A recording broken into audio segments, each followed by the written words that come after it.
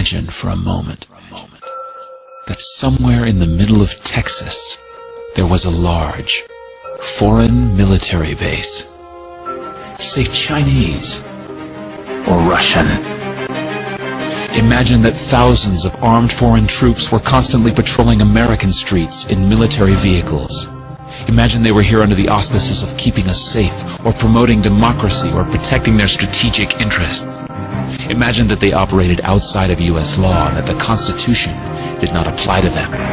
Imagine that every now and then they made mistakes or acted on bad information and accidentally killed or terrorized innocent Americans, including women and children, most of the time with little or no repercussions or consequences. Imagine that they set up checkpoints on our soil and routinely searched and ransacked entire neighborhoods of homes. Imagine if Americans were fearful of these foreign troops and overwhelmingly thought America would be better off without their presence.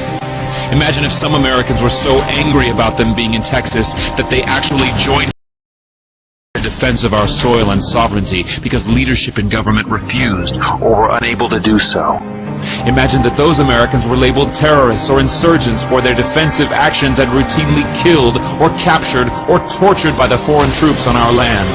Imagine that the occupiers' attitude was that if they just killed enough Americans, the resistance would stop, but instead, for every American killed, 10 more would take up arms against them, resulting in perpetual bloodshed.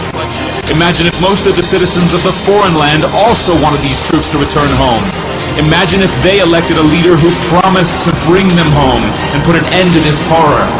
Imagine if that leader changed his mind once he took office. The reality is that our military presence on foreign soil is as offensive to the people that live there as armed Chinese troops would be if they were stationed in Texas. Shutting down military bases and ceasing to deal with other nations with threats and violence is not isolationism. It is the opposite. Opening ourselves up to friendship, honest trade, and diplomacy is the foreign policy of peace and prosperity. It is the only foreign policy that will not bankrupt us in the short order, as our current actions most definitely will. I share the disappointment of the American people in the foreign policy rhetoric coming from the administration.